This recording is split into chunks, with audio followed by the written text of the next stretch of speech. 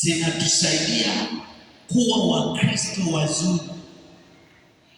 Unapita kwenye changamoto ili uwe mtu bora zaidi kuliko jana na juzi katika kusali. Na ndio maana jipime sana. Namna ya kujipima ni hii: ukiwa kwenye shida unakimbilia hasa wapi? Sasa kule unakokimbilia hasa ndo kunakoonyesha mahusiano yako zaidi. Sisi Wakristo tunafundishwa kusali, kumwomba Mungu, kwenda hospitali mtu yuko kwenye shida. Kwa hiyo maana yake hata kwenye shida Mungu ni wa kwanza, mengine yanafuata.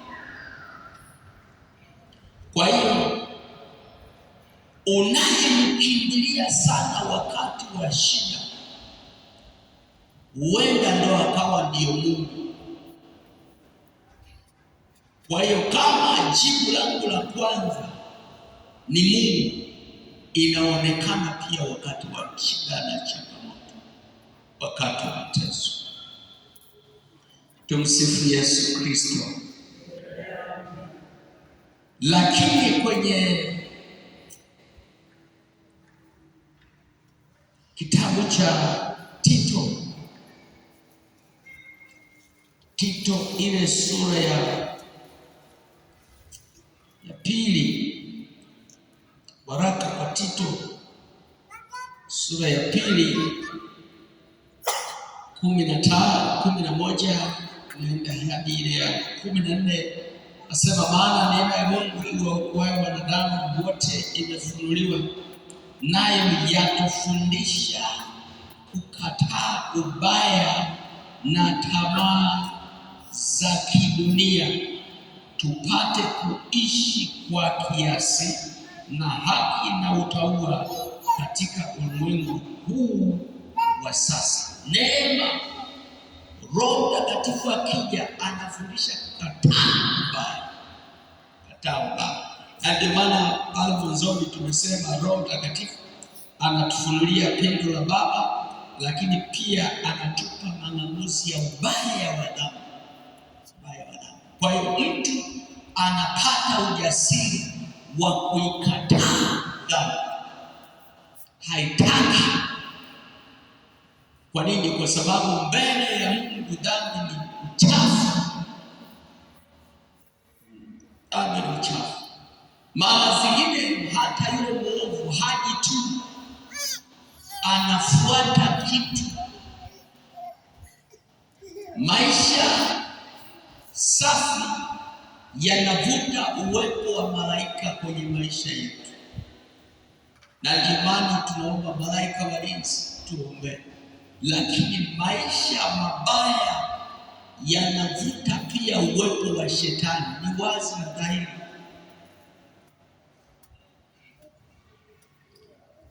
Tumsifu Yesu Kristo. Muulize jirani yako, unaelewa? Kwa hiyo ndugu zangu, kuanzia leo, wakati huu, jambo la kwanza natakiwa kuchukua hatua, dhamira ya moyo wako, kuamua kufanya tathmini kwenye baadhi ya mambo yanayoweza kumzuia Roho Mtakatifu kwenye maisha yako asipate nafasi. Maana leo nianze kuchukua hatua kwanza kwa kutafakari na kutathmini maisha yangu. Ni Mkristo sawa, labda jumuiya ninafika, huenda ni sawa, kanisani nafika, labda ni sawa, na labda hata baadhi ya mambo fulani yanayoonyesha huyu ni Mkristo ninafanya. Lakini Ukristo una pande mbili, roho na kutenda kwa nje.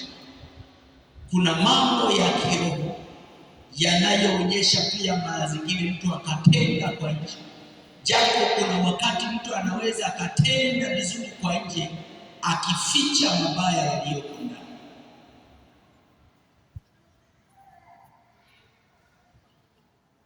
Kwa hiyo tathmini inaweza isieleweke kirahisi kwamba nani mtu mwema, nani mtu mbaya. Anayejua ni mtu mwenyewe na Mungu wake. Paulo anasema kwa Wakorintho, ni nani ajuaye mambo yaliyo ndani ya roho ya binadamu ila roho ya binadamu iliyoko ndani yake.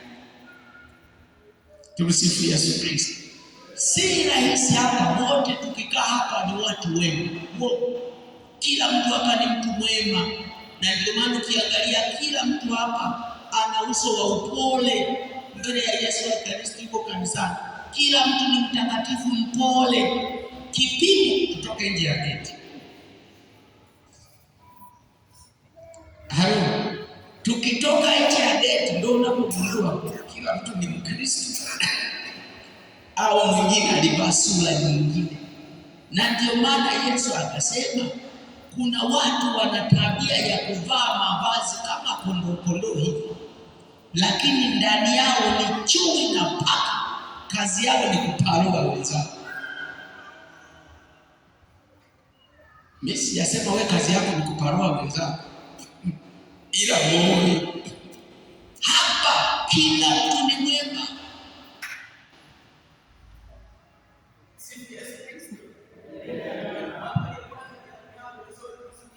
Angalia vizuri, mwambie wewe hapa ni mtu mwema tu. Nani amejua kati ya wafuasi 12 kwamba Yuda angemsaliti Yesu? Hakuna aliyejua. Na inaonekana pia Yuda alikuwa na tabia ya kuonyesha lile pendo la kubusu, na ndio maana hata anapoenda kumsaliti Yesu akasema, nyie hamjui mimi na staili ninayotumia, nikitumia ile mjue ni yeye, mtakaye mbusu huyo. Kuna mabusu mengine ni baraka kabisa.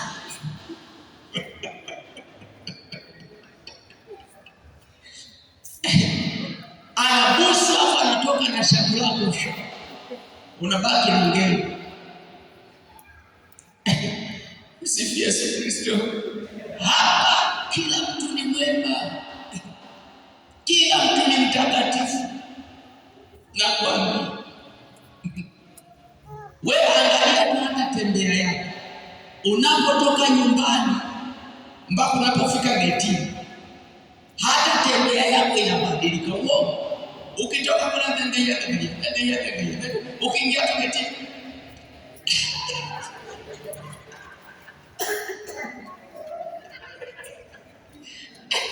eneo la utakatifu lishafika tayari. Huyu ni binadamu. Kuna kambuku kanaitwa kinyonga, unakafahamu kinyonga? Sinafahamu kinyonga, kale kanatembea kwa step, hata gari ipige honi kenya kanaga hapa. Kakiwa hapo sasa hivi kashaka kanafanana na hivi, kakishuka kikifika kwenye hii mbao kanafanana na mbao. Huyu anaitwa kinyonga. Binadamu ni mwema sana, mzuri kwa nje, si rahisi kuelewa, lakini ndani ndio kumebeba mambo. Na ndio maana wenye kusema wakasema siri ya mtungi anajua nani? Kata, kwamba inavuja maji au la. Huo mtungi anayejua ni kata iliyobeba huo mtungi. Msifu Yesu Kristo. Sasa Roho Mtakatifu yeye ana macho sana, anatuona sana, anatuona sana. Na ndio maana kuna wakati hata tutafichama mbele ya macho ya wanadamu, ni kweli, lakini kuna wakati anasema mambo yote yatakuwa wazi, mambo yote yatakuwa wazi. Na ndio maana mahali fulani akasema kwenye kitabu cha Yeremia, ametumia maneno makali sana. Anasema hiyo siku atakuuliza, atasema aisee, na wewe umekuja mpaka huko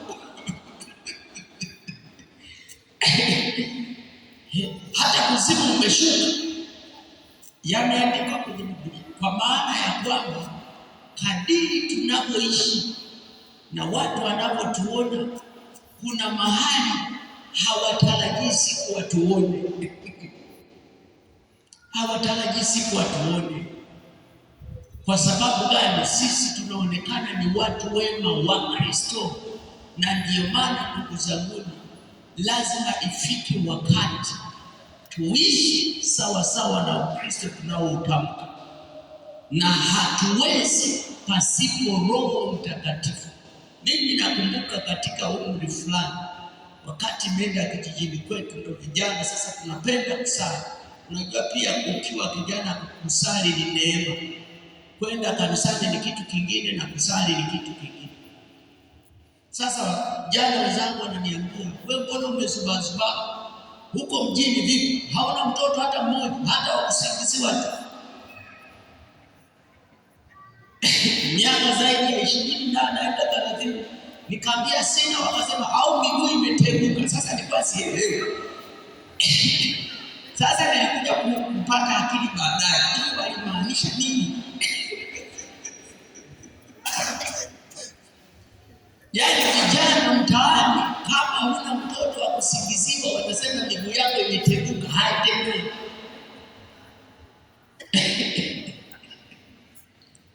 Kwa hiyo kuwa na mtoto mitaani wasio na baba zao, wasio na walezi, wasio na wasaidizi, wanasema wewe ndio sawa, miguu yako imefanyaje?